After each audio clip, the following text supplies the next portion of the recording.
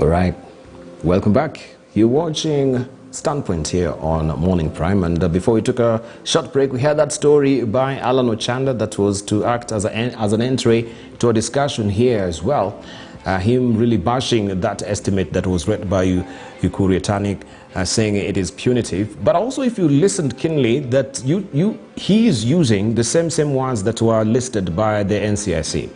And we have a very interesting also editorial cartoon that was drawn by Victor, and it's all about the National Cohesion and Integration Commission, and these are the words that they're using. Of course, it says, you can look at this dog.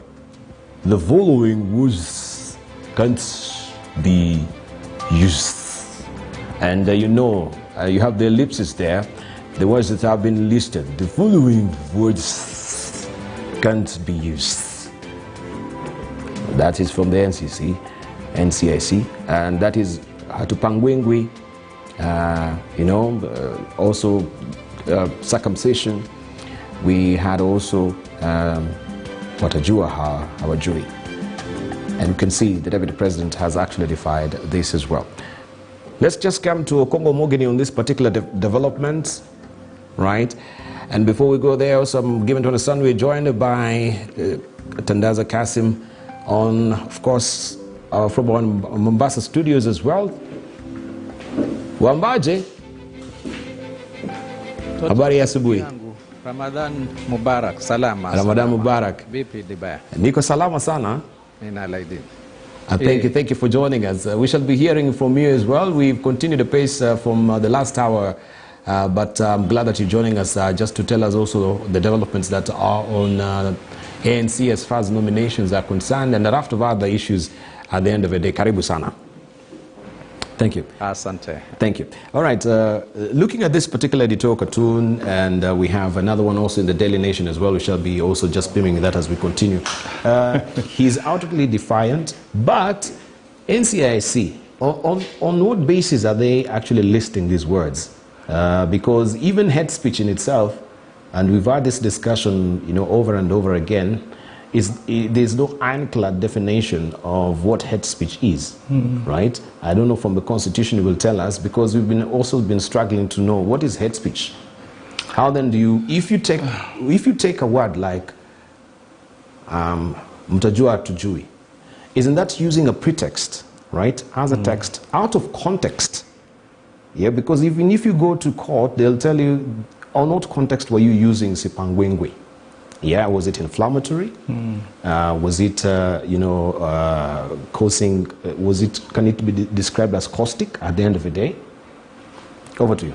Yep, I think, Dibali, if you go down memory lane, this issue of hate speech was debated for a number of days in 2008, 2009, as Kenyans were trying to promulgate the new constitution. And most people, I remember the arguments, because as I told you, I was chair of Lord Society then. Most people wanted Kenyans to get a constitution that guaranteed them freedom of speech. They wanted to live in a Kenya that was freer, where they could have a freedom of expression. But then there was a school of thought that was led by ministers who are then serving under the side of Mwai Kibaki, who felt that in the run-up to the 2007 elections, there was a lot of toxic politics where certain ethnic groups were, being profiled by the political class. And I think the words here, like Atutaki Madoadoa, was being debated in the rooms. And therefore, those ministers, and I don't want to name them, but I sat with them, felt that there should be some bar in our constitution against the political class using some words that can be termed as hate speech. So what we did is we just put the word hate speech in the constitution, but we do not go into details to define what is hate speech.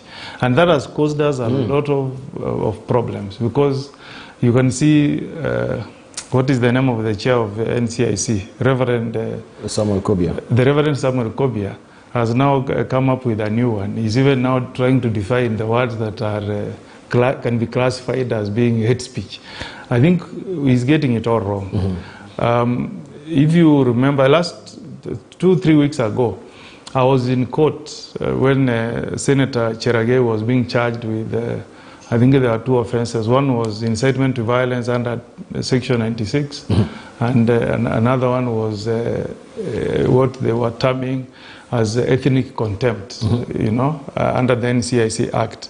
But I actually shot up and told the magistrate that I wanted to help her to stop the count on incitement to violence, because the Article 96A of the Constitution was declared unconstitutional in the Mudama case. But just to show you how NCIC does not understand really what the legal position in some of these things are, they were still charging Senator Cherargei with Article 99. With that offense under Section 96A of the Penal Code. And that matter has been pending in court for more than 1.5 years, whereas NCIC did not even know that that offense does not exist. In fact, when I showed up and told the magistrate that I'm an officer of the court, I'm a senior counsel, I want to draw it to your attention that that offense does not exist, the prosecutor just said, oh, in that case, I will just drop the charge. But Senator Cherargei had already tried to defend himself. One witness had already testified on the basis of that particular section. So I think what I'm seeing is that NCIC was put in place to try and ensure that there is peaceful coexistence among various ethnic groups in this country. They were not put in place to be like the ones who are doing investigations and prosecuting people in court. The mandate of investigations is in the office of DCI. You will get more experienced prosecutors, investigators in the DCI's office than you will get in NCIC. I formed the impression that there is some excitement from NCIC. With tremendous respect, with tremendous respect to Reverend Kobia, I don't know how he arrived at that classification of words that can be termed as hate speech. In our laws in this country, if you read our constitution, the constitution says that for you to charge somebody with a criminal offense, that offense must exist in our law books in a manner that every person can clearly understand what that offense is, and then the penalty should be prescribed. So if you call the NCIC here, can they define which section of our laws criminalize those words they have put down? I want to advocate for one Kenya. I want all of us, the 42 ethnic groups plus, to exist as one people. But I also don't want bodies to feel that they have powers, which really in law they don't have. That's not the way to go, Dibal. That does not mean that we should allow people to, have these abusive, toxic politics. Like these words I see the DP using every day, uyumtu akitandawili. It looks bad. We want to see a DP who is more of a states person. We don't see somebody do things that the only way you can engage in a political contest is to engage in abuses. Let's have politics that is sober. Put your agenda on the table. Tell us how your agenda will transform Kenya. And forget about the individuals and using these words that really try to create an impression that you want to have a hate campaign. You want to have a hate campaign against a particular candidate. That's not the way to go. But going back really to what the DP is telling us, let's allow Kenyans to have the freedom to sell their agenda without any threats from anybody, but let us also conduct ourselves in a manner that we are not inciting Kenyans against each other. Right. And of course, we're just running you by some of the listed words that are deemed to be hate speech that we're just running there. We have fumigation, we have kill, chunga kura, watajua hawajui, chinja khafir. Also there was Atupangwingwi there, listing operations Linda Kura, eliminate wadoa watu wa kurusha mawe, kama mbaya mbaya, kama noma. So Gladys, let me cross over to you in light of that and ask you, yes, we all this, it's a lexicon that you've been given. It continues uncircumcised, kafir, mende, wabara waende kwao, wakuja kweke, wabara waende kwao, wakuja kwekwe. Well, some of them also they go way over my head as well. But Gladys, we've heard also from the Deputy President now really outrightly defiant on this yesterday in Banana, as it were. But as we've mentioned also, NCIC seems to be operating on no legal basis with these words. As I've said, you can actually pick a word as a pretext, use it as a text, and totally out of context. And I think this is where sometimes they subject themselves to some of the legal minefields, because they will do all these people, summon them at the end of the day, and maybe they are arraigned, and then we have the sloppy cases just going down the tubes at the end of the day. So this is just an exercise in futility. Thank you, Dibal. This tells you one of the reasons I value and treasure the opportunity to be on national television as a representative of the people is to be able to respond to persons such as Reverend Kobia and NCIC. Kenyans need to know that NCIC, as Okungo Mogeni has said, was established to foster peace and harmony among Kenyans. And that is what we treasure. We treasure peace and harmony. But NCIC was not given the mandate to make declarations as to what is hate speech. Hate speech is a legal reality. It is not a result of declarations by NCIC or anyone. The second point is that NCIC has no mandate under the law, and they should quote that law if there is, that gives them the ability or the power to declare certain words hate speech. In fact, Tibal, it's very important that I read out to Kenyans the definition of hate speech as per Section 13 of the NCIC Act. It says, a person who uses threatening, abusive, or insulting words or materials or directs a performance, which is threatening, abusive, or insulting, and involves the use of words that stir up ethnic hatred, he has committed the offense of hate speech. It goes on to say that the definition of hate speech, and I want to read it, is it says that hate speech is when you use words that, okay, let me read it. Ethnic hatred means hatred against a group of persons defined by reference in color, race, nationality, including citizenship, or ethnic or national origins. And also it says that when you use the words, the person who uses the words intends to stir up ethnic hatred. So hate speech is when you use certain words and material with the intention of stirring up ethnic hatred, or use the words in such a manner that it is likely to stir up ethnic hatred. Now tell me, how does the word hatu pangwingwi stir up ethnic hatred? In fact, if you look at the context of the word hatu pangwingwi, it is basically saying it means that Kenya is a democratic state, that Kenyans will not be dictated as to who to elect into office. It means that Kenya is a democratic state and not a dictatorship or a monarchy. That means we are in charge of our destiny, that we will panga or plan our destiny. We will plan and decide whom we elect in office. We will plan the manner in which our country is run in accordance to the Constitution, not the preserve of a few.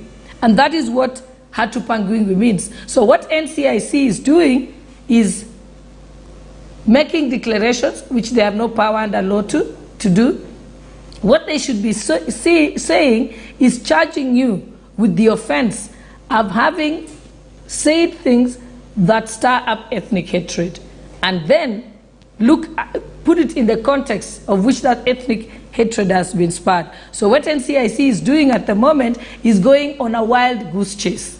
NCIC has shown that it has a political bias against UDA and its party leader, William Ruto. We use the word as UDA, hatupangwingwi, to say we are taking charge of our country. We shall not be told by the president or anyone who to elect into office. Thank you. No one will be forced.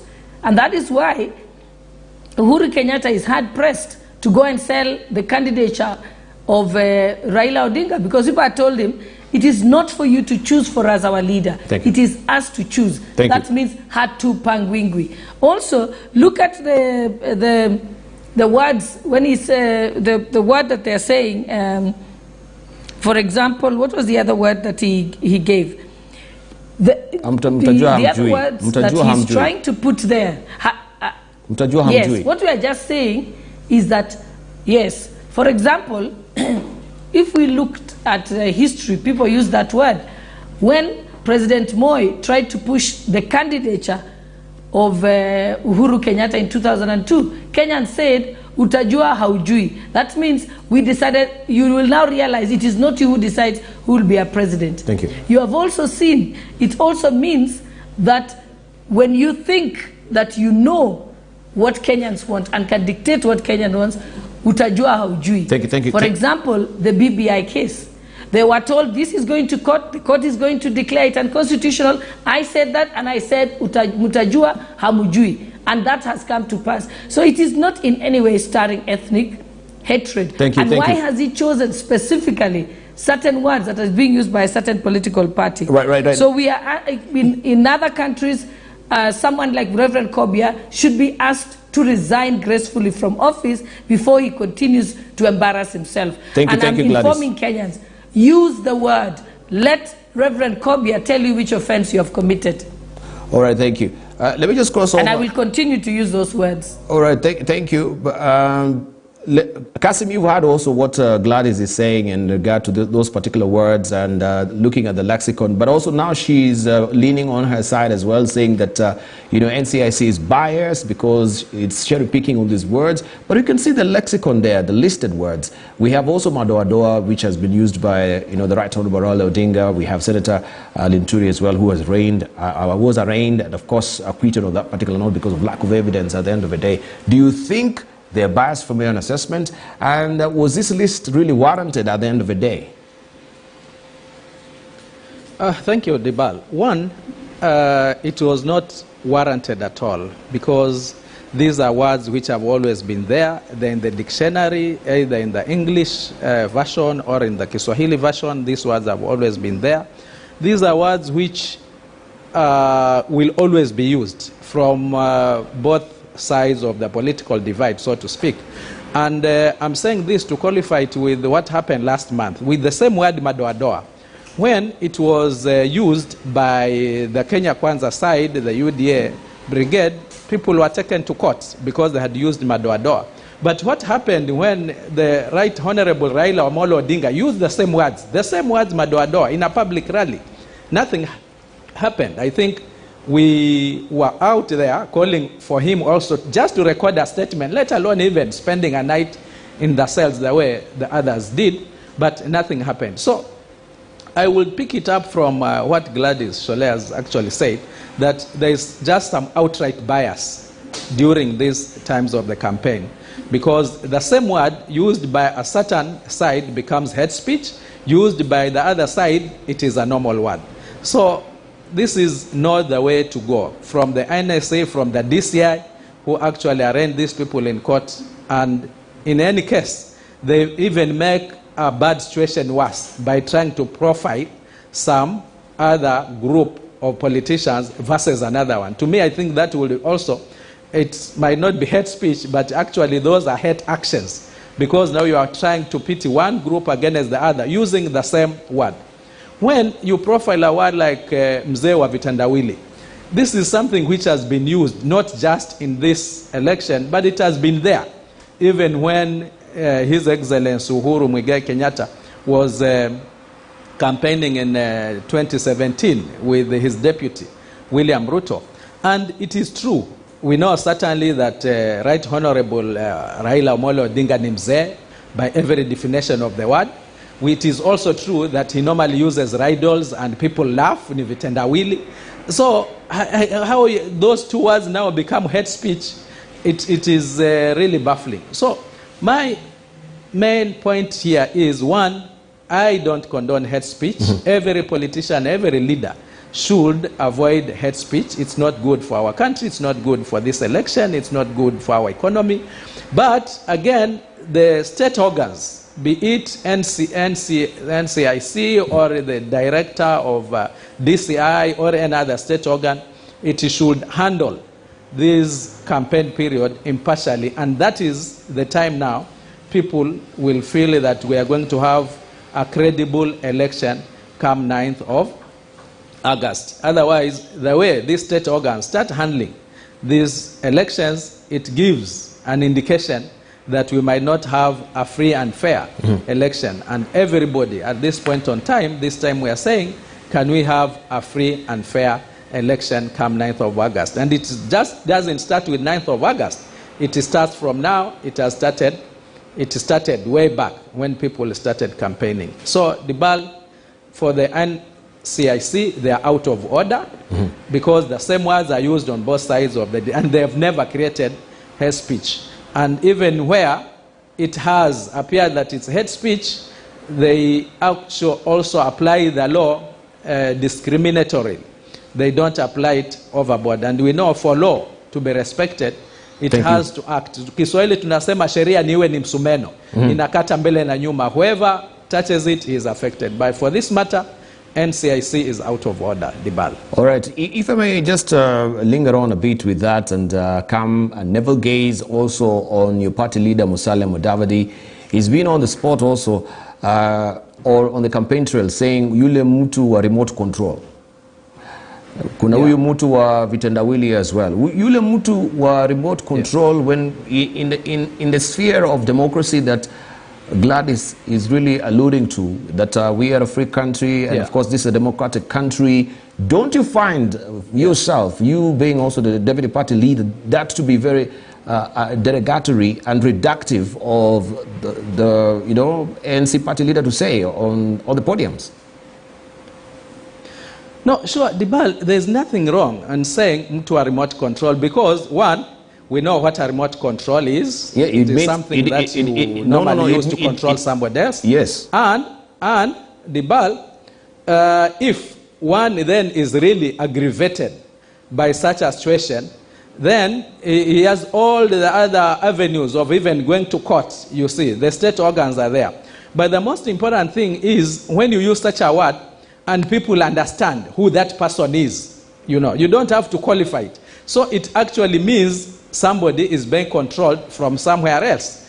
And of course, it is upon that person now to prove that actually he's not being controlled from somewhere else. The moment you say, you lem to a remote control, and people connect with that person, then that means it is true. If it is not true, people will be wondering, who is this person you are referring to? But if the words and actions actually qualify what is being said, that is the reality. Okay. So we are taking the word. We are taking the word, the pretext is a mutual remote control.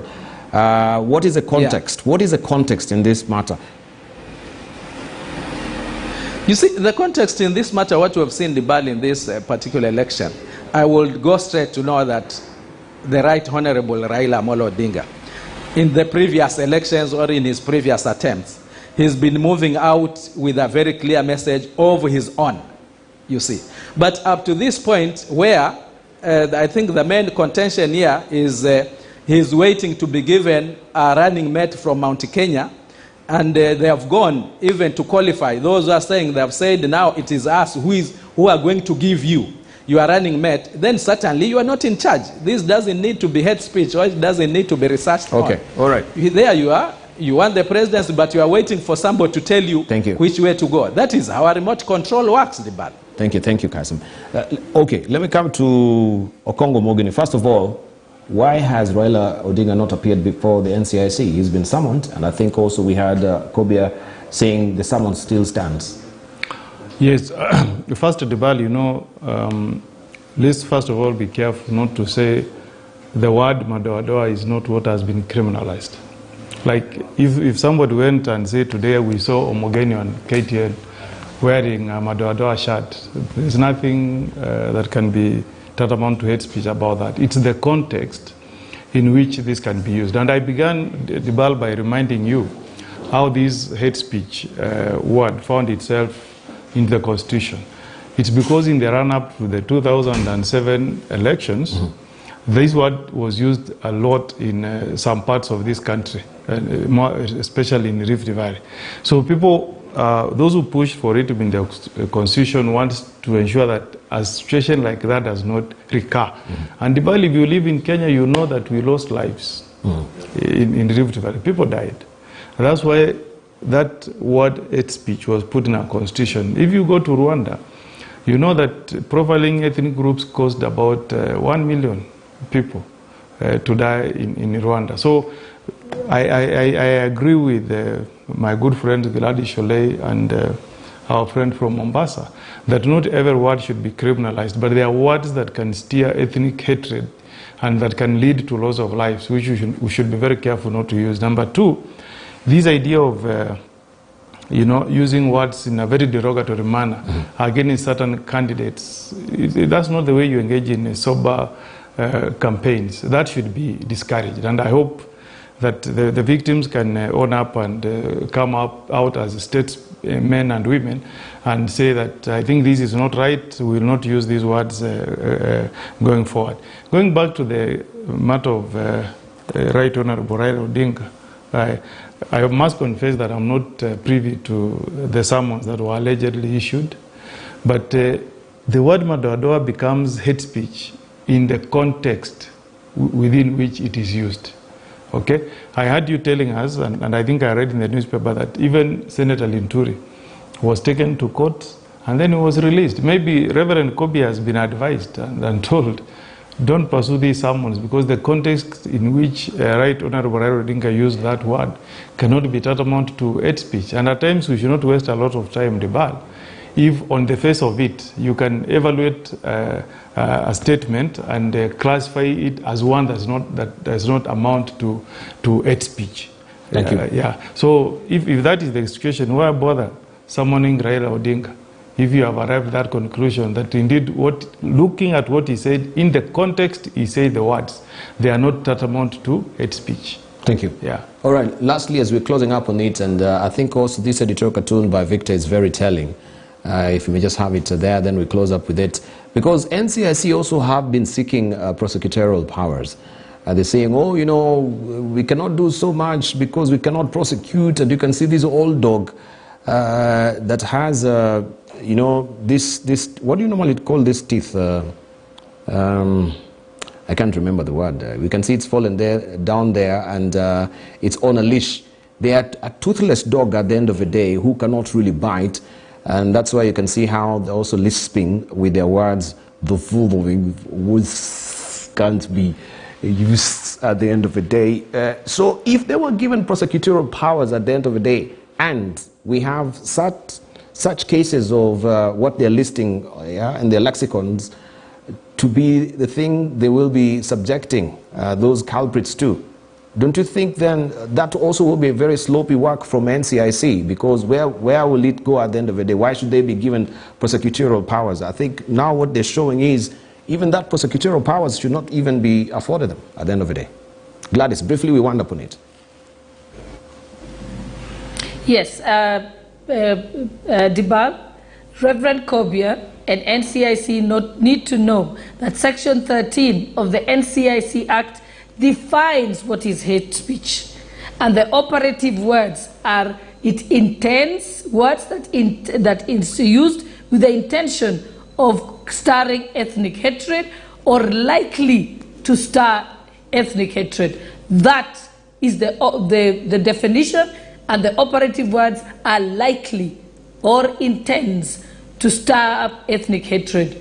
If the law wanted to give NCIC the power to declare certain words hate speech, it would have said in another clause that or any other words that may be declared as hate speech as the chair by the chairperson of NCIC. It did not say that. Reverend Kobia, you have no power to declare anything as hate speech. And also, there are certain, and again, I like what Mogeni says, it is the context in which it is used.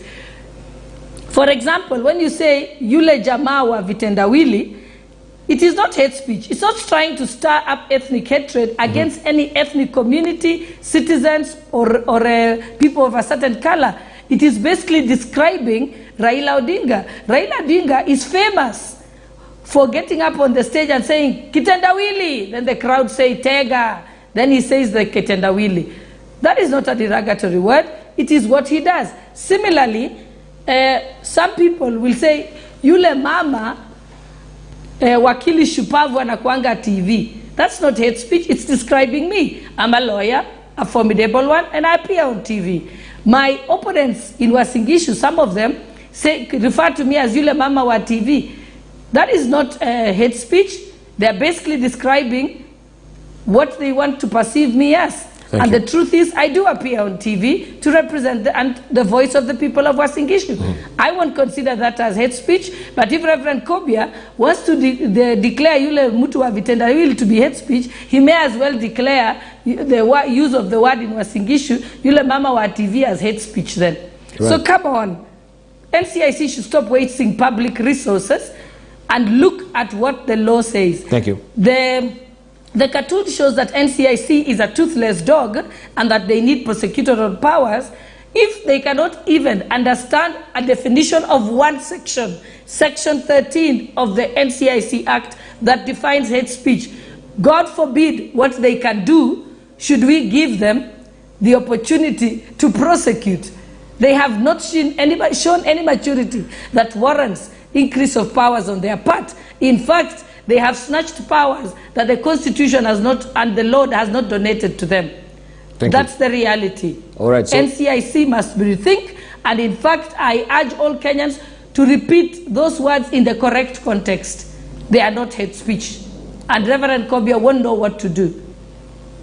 All right, and yes, those are the dentures. They should not be given the dentures as it were, yeah, so that they can bite the prosecutorial powers that we're talking about. And I think also to be fair for us to invite over NCIC to just maybe expound on this. We might be looking at it maybe on a narrow perspective. They can broaden our understanding at the end of the day, and I'll endeavor to do that we have a panel discussion on what they really meant with this lexicon they've really come up with, what they really meant also with the list of shame that also they came up with at the end of the day. They gave us many promissory notes, not just with the current chairmanship of Reverend Samuel Kobia, but even previously with Ole Kaparo. We had also the previous chair, who is now the CEO of National Museum. I forget his name right now. I think it will just come while we're still discussing this. But nonetheless, they promised that yes, they'll be having those candid cameras and microphones to capture the hate speech, you know, along the campaign trail. So how practical that was, we never know. But now we'll put that on the table as well. But let's just also turn the crack a bit to other discussions right now. Disagreements on the power sharing formulas is threatening to create more cracks within the Azimio La Umoja. I'm still waiting for Montague to run. And of course, we saw this the press conference that was running yesterday, where we had the governor of Machakos, Alfred Mutua, castigating Kalonzo Musyoka. So this cracks within the One Kenya Alliance coalition, if we may go on, after the Jubilee Party, Wiper Party and Maendeleo Chap issued fresh demands. Several senior members of the ruling party have maintained that the running mate position should be reserved for the Mount Kenya region, while Maendeleo Chap and Wiper Party are still sharply divided as to whether the coalition should be a three-legged stool or a four-legged one. And we have Emmanuel Toh on that as well to just give us more meat on that story. Then we'll try and pack it for you. It was supposed to be a ship that had already sailed when Wiper Party leader Kalonzo Musyoka joined in the fray in a much-hyped jamboree in the capital. However, it has been a long, turbulent ride for the Azimio Oka ship that is gunning for power in the August 9 general election. The Alliance's flag bearer Raila Odinga has been on an ending firefighting mission to quell tensions within the coalition's house that is now only 1 month old. Only 3 days after the Azimio Oka captain rushed to steer the ship from hitting another iceberg, another one happened. Sunday, fresh demands in regards to the coalition's three-legged stool emerged, with the Maendeleo Chap now throwing another spanner in the works with calls for an additional leg on the stool that has ODM, Wiper and Jubilee parties as key legs. If you have a stool of 3 legs and someone adds a 4th one, it means that you're more stable. Anyone who insists on only 3 legs can only be doing it for blackmail. We're very uncomfortable with the whole issues of zoning, whereby that was basically finishing small parties. The Maendeleo Chap party now calling out Kalonzo Musyoka for what they termed as bullying and witch hunt. But this campaign is not about you, and it's not about me or many of the leaders vying for office. It is about the aspirations of the people of Kenya. These demands have continued to rub the Wiper side the wrong way, with Kalonzo's foot soldiers now daring their counterparts in the Maendeleo Chap side to quit if they are not satisfied. Aingie pande ya ODM ama aingie pande ya Jubilee, lakini si ati tumtafutie mguu ingine akae, na hakuna miguu ambayo ilikuwa itengeneze hiyo stool imekwisha. They are just fighting Kalonzo asikue levy to president. Tunataka kuambia wapumzike, wamemaliza, na kama wameshindwa wakae kando. The Machakos governor also admitted that he had initiated talks to join DP Ruto's camp, and his about turn was occasioned by a last-minute intervention from the ODM leader Raila Odinga. And yes, I had conversations with His Excellency William Ruto, and I want to thank him for reaching out and for us talking and everything. Yes, it was a very high consideration. Similarly, the Jubilee party, whose members have in the past maintained that the running mate question was not a do or die for them, now sticking to their guns on the number 2 position. The region of Mount Kenya expects nothing short of the deputy president. It does not matter who it is, it does not matter from what region, but our interests must also be incorporated there. Tulianza hii safari wakati watu wengine hawangekaribia baba hata kidogo. Wanaongea maneno mingi, sijui wengine wanagawiwa nini. Even us at the mountain, we need to know our stake in the government that is coming to be formed. All right, of course, this issue of the deputy president, we need to watch it closely, because we've had also statements before that the Raila presidency will just be a one-term presidency. So is the center of power really resting with the deputy president? And why is everyone really making much ado about the deputy president? Is he just going to be a caretaker government that will transition now to the next deputy president taking over? And we want to unpack that with Okongo Morgan. Let's just begin with you from that particular front. Azimio, as it is right now, it seems things are not intact. The 4th leg is still trying to come and shake into place, as it were. You are not stable. We've not been stable since the One Kenya Alliance also came to Azimio, as it were. It seems somebody somewhere is not really happy with the developments.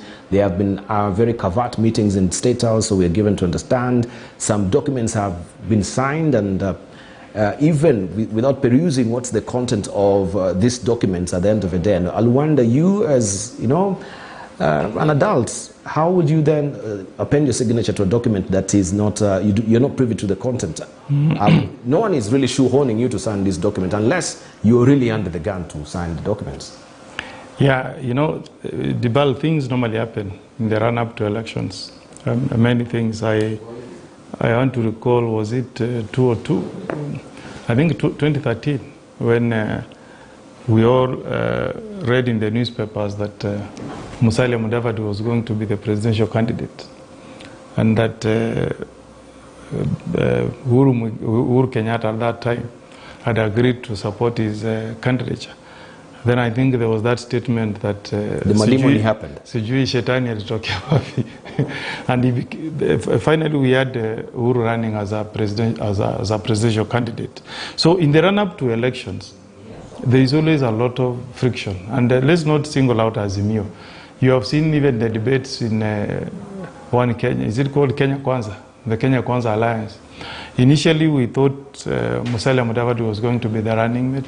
You have seen the pronouncements from Western Kenya, especially by Malala, pushing the case that we will not take anything other than number 2 slot.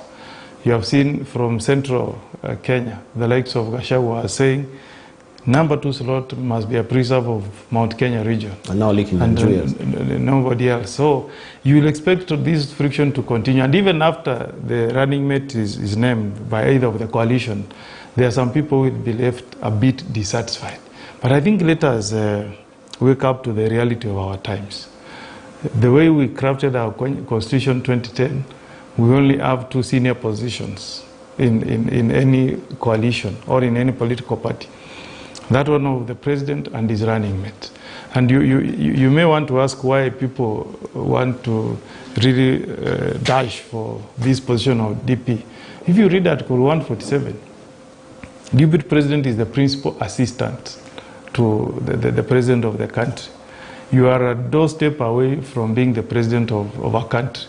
In the unlikely event that a misfortune strikes and we lose our president, then the Constitution states that the deputy president takes over. So there is this notion that when you are a deputy president, you are a doorstep away from being the president of a country. And then there are the trappings that come with that position. I mean, this guy chairs IBEC, all the serious decisions around budget, how much money we give to counties, how much money should we borrow as a country, how much money can we allow counties to be guaranteed by national government to borrow. That decision is made by the Intergovernmental Budget Economic Council that by law is chaired by none other than the deputy president. So all these issues you are seeing about budget and everything, that decision was made by that council before the minister, the CS Treasury, reads his budget to the country. In fact, he's a member of that council. So this is it's not a small position, as Kenyans have been meant of late to believe it to be. It's a powerful position, so everybody wants to angle for it. And then, you know, there's this idea of what are you giving to our region? People in Western Kenya want to ask, DP, we gave you Musalia, but what are you giving us? People in Central Kenya are telling DP, we are going to give you our voting bloc from Central. What are you giving us? The same thing with the Ukambani. And then there are those who feel that they have been very close in terms of supporting Raila Odinga and they need to get something. Not all of us will get everything. I want to remind Kenyans to be, you know, especially the political class, let's be magnanimous. If you go to the US, Hillary Clinton wanted to get the nomination of the Democratic Party to run for presidency in 2008. When she lost, she was magnanimous enough to tell Barack Obama, I'll take a back seat. If you have any role for me to play in your government, I'll be happy to do it. The likes of Mutua. And he's done a very good job as governor of Machakos. He's done a good job. Not all of us can be deputy presidents. I want to urge the likes of Mutua to step back and agree to work as a team. This government will have space for him. Once the government is formed, there will be space for him. Let's not create the impression that if it's not me, then I will not be there. No, no. Let's be part of a team. Thank you. Once we form government, you will get room to give your contribution in making Kenya a beautiful, greater country than it is today. But you still have not really answered my question about these fissures that are developing within Azimio, as it were, with the entry of the One Kenya Alliance. I've told you that you will always expect friction. When somebody joins a team and you already have people who feel they have been players, there will always be friction. Okay. And I've told you, thank you. Please don't make it look like it's a problem of Azimio. These are problems you'll always get. But for Azimio, it's more pronounced. Yeah. Why are you saying it's not more pronounced? It's more pronounced in Azimio as it is. In Kenya Kwanza. Okay, let's cross over to Kenya Kwanza Alliance and hear also from Kasim. Kasim, over to you as well. This has also been an issue on the table as far as the deputy presidency is concerned. And first of all, we know that you've had an agreement on a power sharing deal.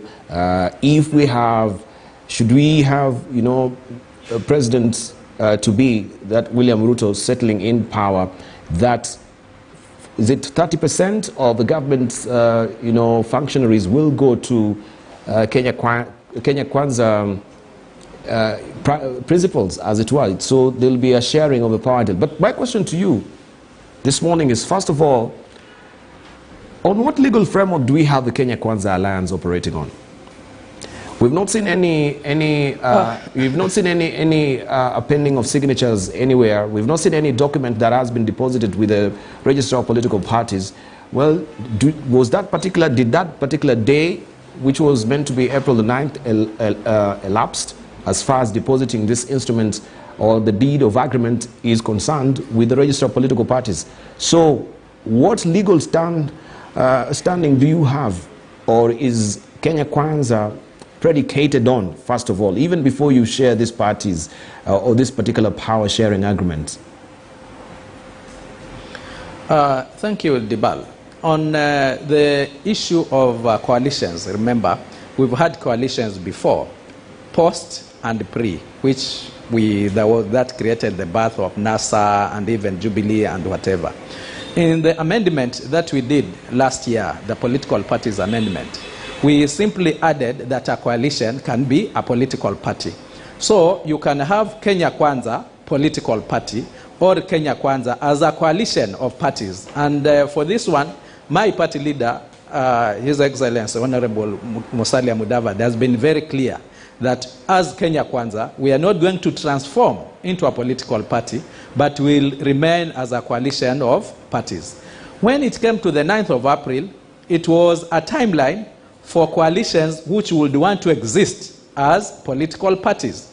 We've been very clear that Kenya Kwanza will be a coalition of parties. And there are advantages into this, Dibal. For instance, now we are saying we are open, we still have room legally to accommodate other parties which would want to be part of Kenya Kwanza. For those who registered their coalition as a political party, I don't think they have that privilege now to go in. And that is why you are seeing the former Vice President, His Excellency Kalonzo Musyoka, having had to rush into signing something which he later on, and he's a lawyer himself, a very senior counsel, saying that he didn't know what he was signing because he was trying to beat a deadline. There was no time.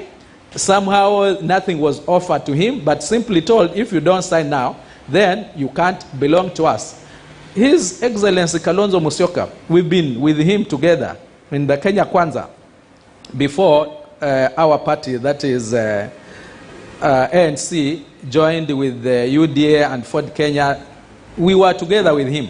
And it's unfortunately, I don't know whether this will also be hate speech, but it has been on record for the former Vice President Kalonzo that he normally takes so long. He's indecisive to the extent that when you mention a watermelon at the political front, anybody will know that you are referring to Kalonzo Musyoka. And that is where now he has taken himself into.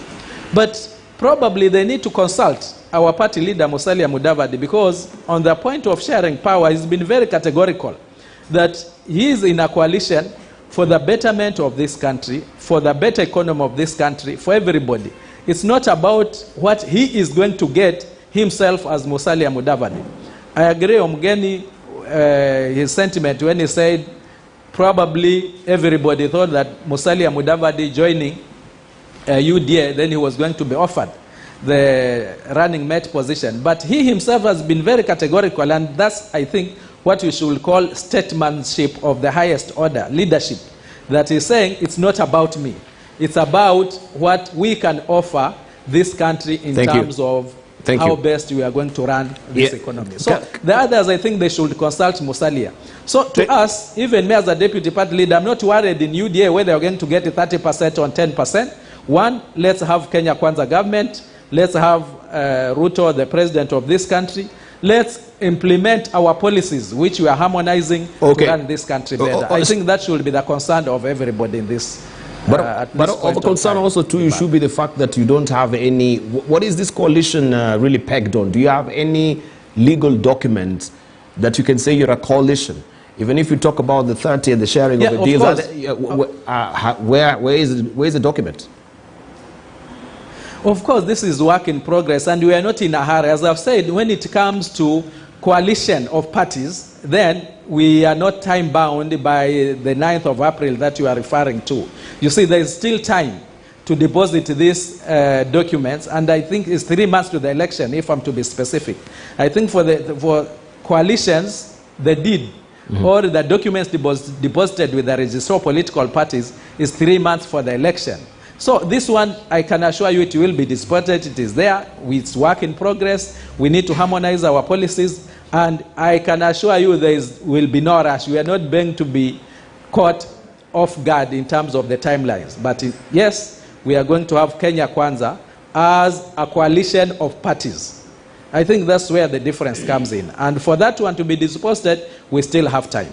As a coalition of parties. So for the 9th of April, it was meant to be what? Agreement over coalitions?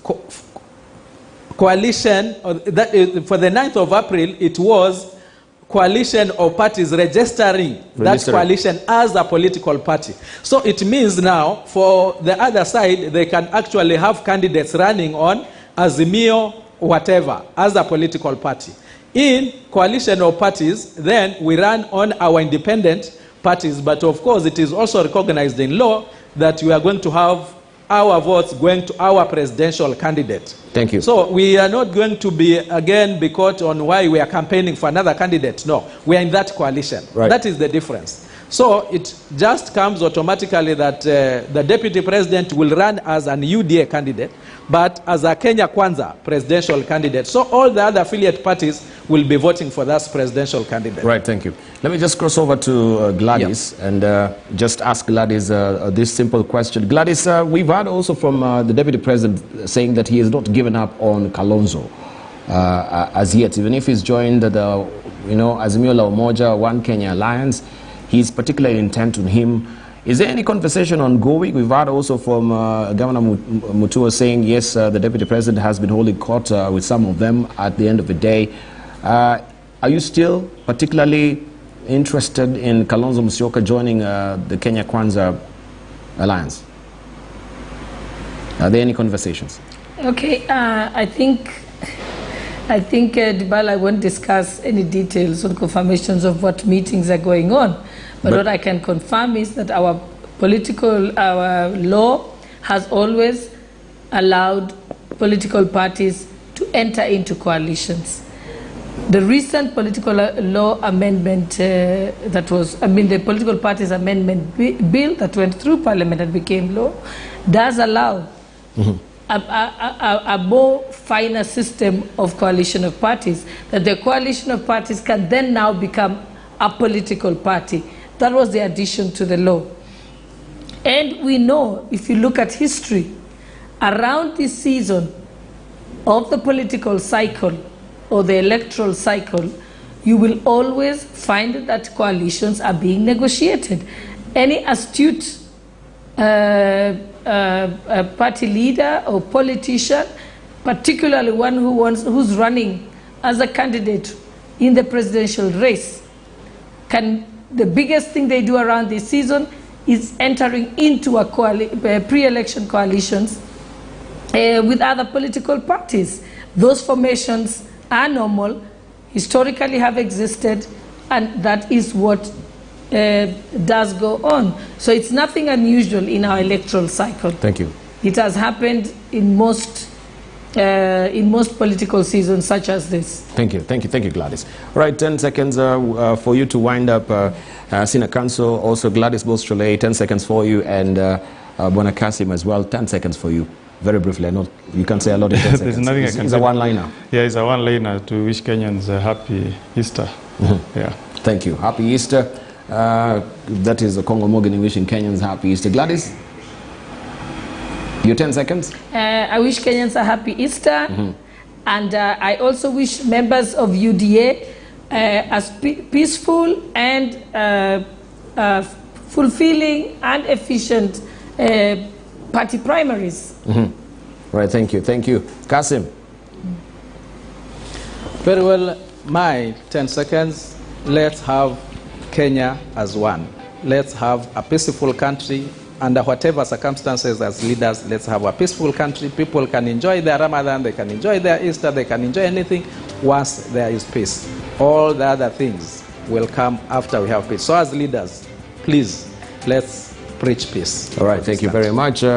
Kasim Sawa Chendaza there, Member of Parliament Matunga there. Thank you for joining us this morning. Gladys Boss Chole, Women Rep, Wasingishu County, and Senate Council, Okongo Mogini, who is a Senator of Nyamira. Thank you for that cogent discussion we've had this morning.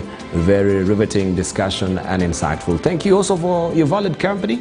Don't go away, much more is coming up. And we have Jobogire, who has the sports chat up his collective sleeves. So that is bound to be very interesting as well. Keep your eyes peeled here on KTN News, where you get the whole story.